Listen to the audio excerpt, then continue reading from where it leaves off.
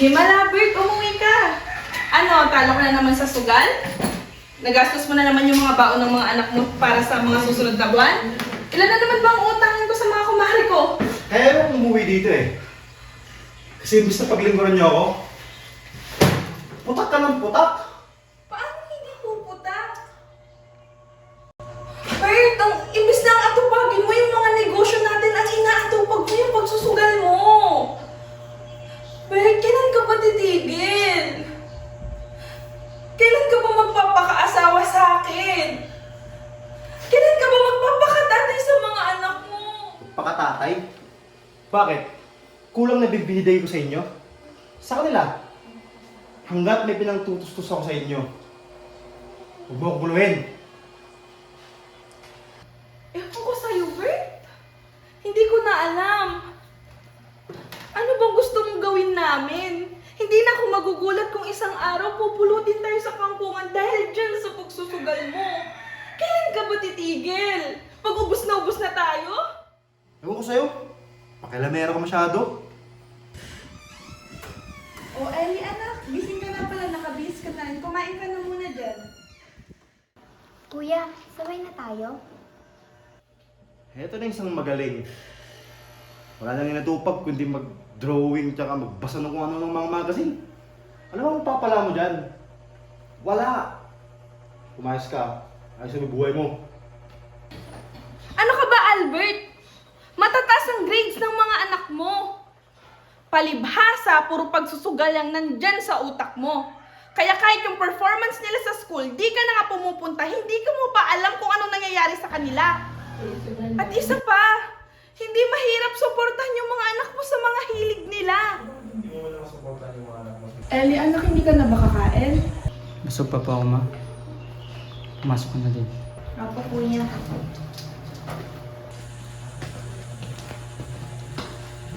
Tignan mo tong bastos na batang to. Kaya puro pag-iinitan yung anak mo. Wala ka namang narinig sa kanila pag tungkol sa pagsusugal mo.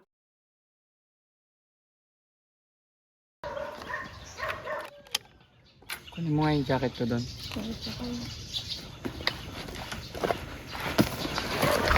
Opo, kuya.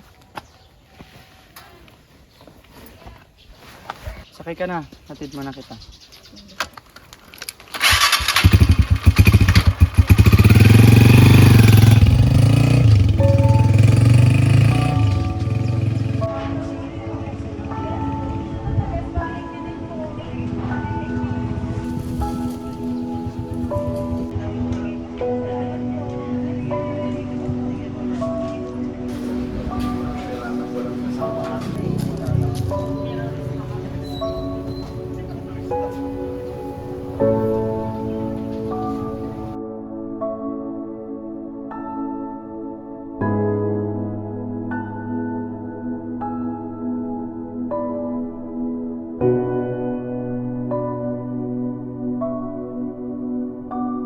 Good afternoon, sir. Ano pong order nila?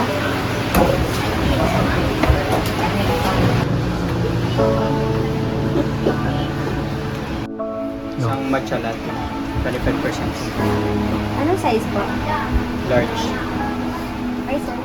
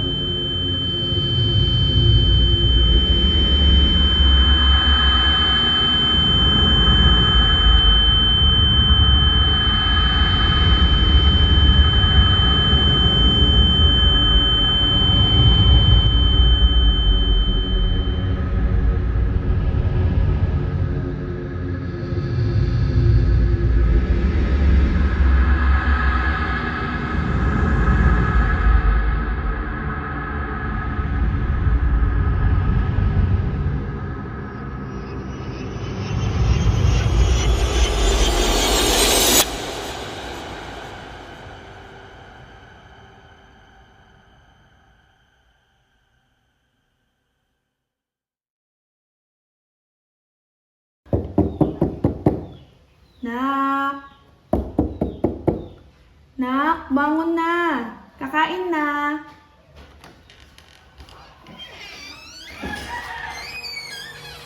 Nak, bangon na! Ngayon ang hiking mo, di ba? Bumangon ka na dyan para hindi ka tanghaliin.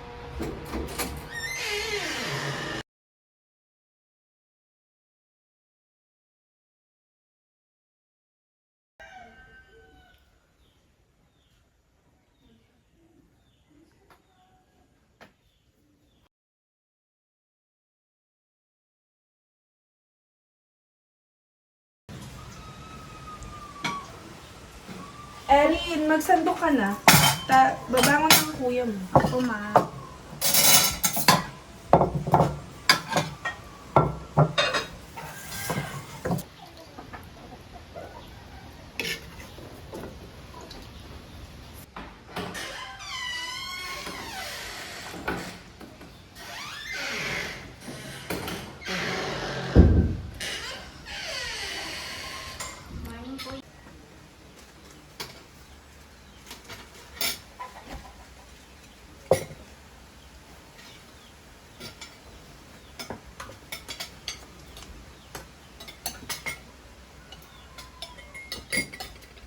Cut na to. Mga anak, pagpasensyahan niyo kami ng tatay niyo, ha? Kung madalas kami nag-aaway. Ganun lang talaga siguro pag nagkapatong-patong na yung mga iniisip. Pero ang lagi kong sinasabi sa inyo, mag-focus sa pag-usad, huwag gayahin si Juan Tamad. Ha? Ako kayo humihingi ng tawad. Wala naman po kayong kasalanan.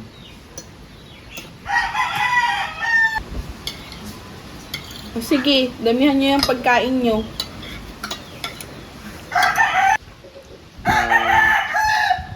Ma, sino pala naghatid sa akin dito ka? Naghatid? Umalis ka ba kahapon? Di ba maghapon ka naman nandito sa bahay? At saka wala kang pasok kahapon. Sabado. Naklinggo ngayon. Ano ka ba naman, kuya? Di ba nga tinulungan mo pa ako sa paggawa ng presentation ko kahapon? Napasarap ata ang tulog mo at hanggang ngayon nananaginip ka pa rin.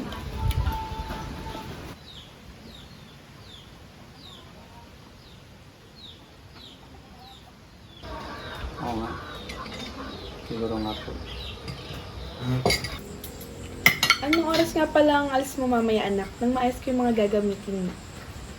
2 PM pa po yun, ma. Overnight camping po yun, pero uwi din po ako kinamagahan. Magdala ka ng emergency medicines mo, ha? Ingat ka, kuya. Pasalubong ko, ah. Oo na.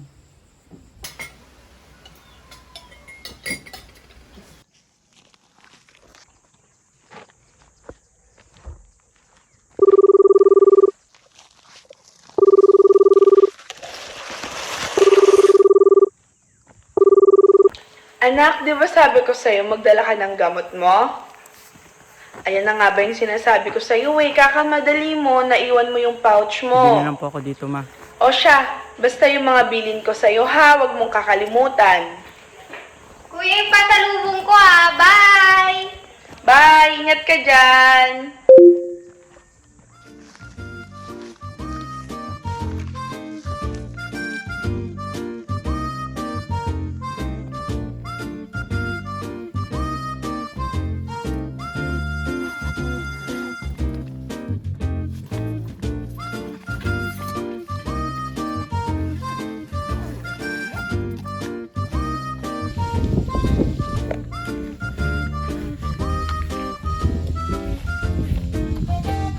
Hi!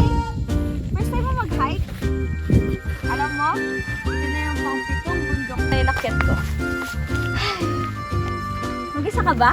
O may kasama ka? Ay, oo nga no. Obvious naman eh. Elara. Ella na lang for short. Hey! Ella! 3 letters na lang o di mo papapansinin? Okay. Oops! May lighter pala ako. lighter you want? No thanks, I can handle this. Diyos ko, pakipot ka pa. Eh halata namang hindi mo maluluto yung mga dala mo nang walang apoy. As I said, kaya ko to. Kaya ko kayang gumawa ng apoy kahit walang lighter. Okay. I see. Sabi ko maluluto mo ng lighter. Sige, wala ako sa labi ah. Maluluto lang ako. Bye!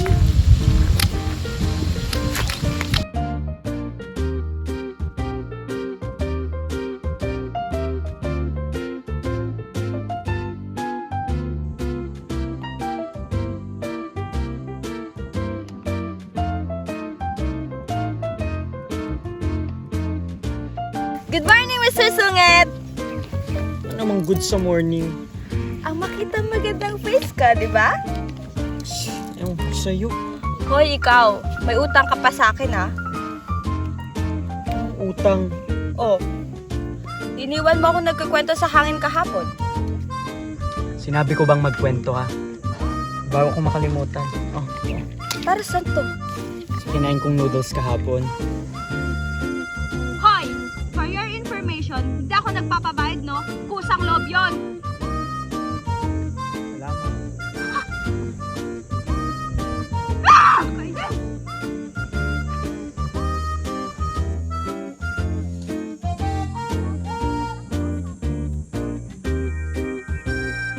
Pangalan mo, Mr. Sungit. Grabe ka naman. After all, ayaw mo pa rin magsalita. Para ka namang balat ng baka sa sobrang kunat mo. Ma! Ma!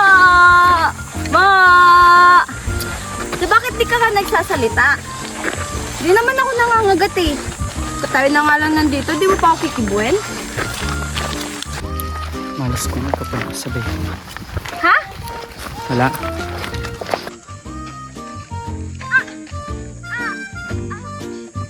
Ay! Napinom ako! Mamatay na ako dito! Aray! Sakit ng bako! Tigas mo naman!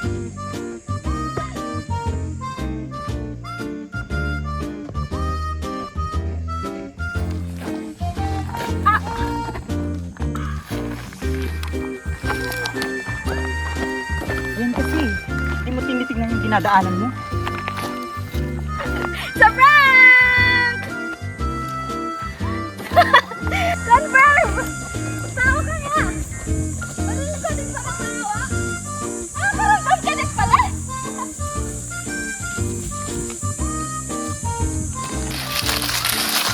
Guys! Nakakapagod dun. Ano ka reklamo? Yan ka na lang. Layo-layo pa kasi. Ayan. Uy! Si Ellie yun tulo.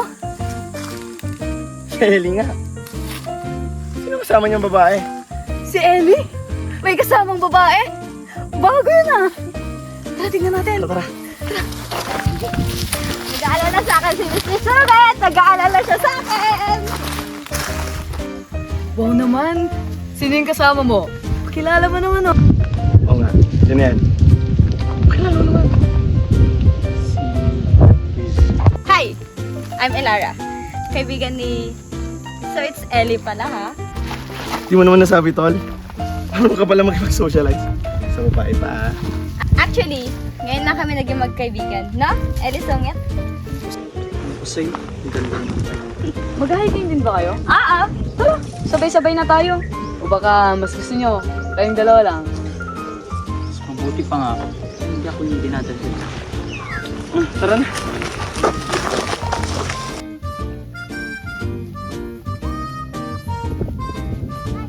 Hi! Brenda, right? Oh yes. Bakit? Ano ka? Boy o tomboy? Halata ba? Malamang, tomboy. Alam mo, mas pogi ka pa dyan sa kasama mo. Sino? Si Ellie? Baliw, hindi. Kasama ni Ellie. Ah, si Ed. Alam mo, mabait talaga yan. Yung mama niyan, taga-Waray. Tapos yung papa niya, taga-Iraq. Kaya yun, tignan mo yung mukha niya, warak.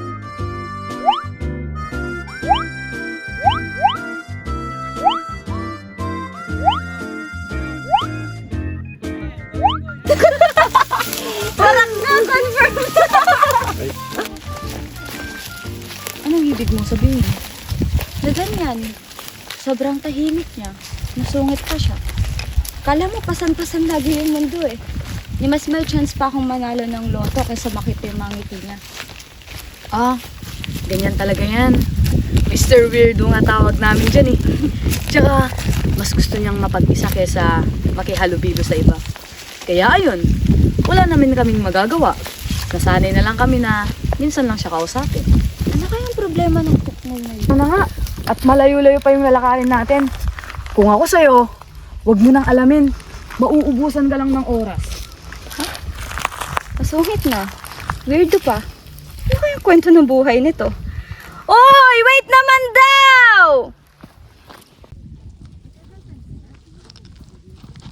Oh, Lara, Mama Mia! Paulit-ulit ka na dito, Besh, sa taas, ha? Hindi ka pa nagsasawa. Oo nga. Mas una batang magsawa tong bundok sa'yo eh. Bes, this is my peace of mind. So, By the way, Mare, baka pwede mo na ako pakilala din sa kaibigan mong Pogi. perfect ka lang. Anyways, Mare, nakilala ko lang yung mga yan, pababala ka lang. Tsaka ito, sa Brenda to. Hindi kayo sabi sa Besh, ano ka ba naman? Hindi ang mga tipo ni Akla.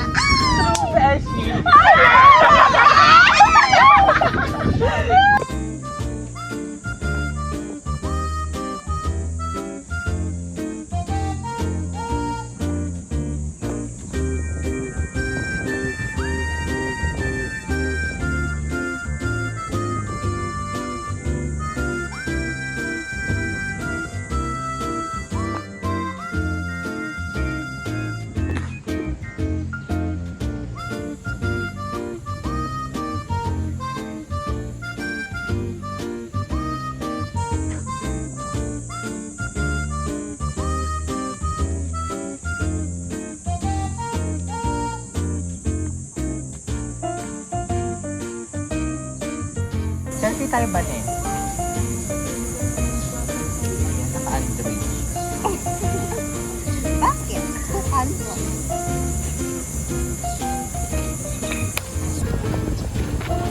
Boy, anong kulay mo dyan? Color blue. Favorite color ko eh. Panay patingin! Nag-third wish!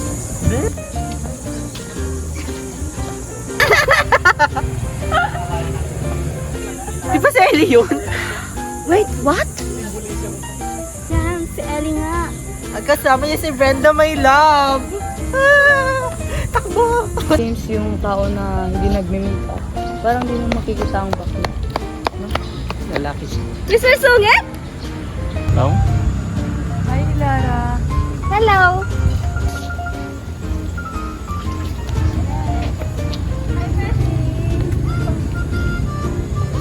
Hi, Brenda, my love. Brenda, kamusta ka pala? Di ka ba napagod sa hiking? Baka gusto mo hilutin kita. Brenda, kasama mo na ako. Tamboy ka ba?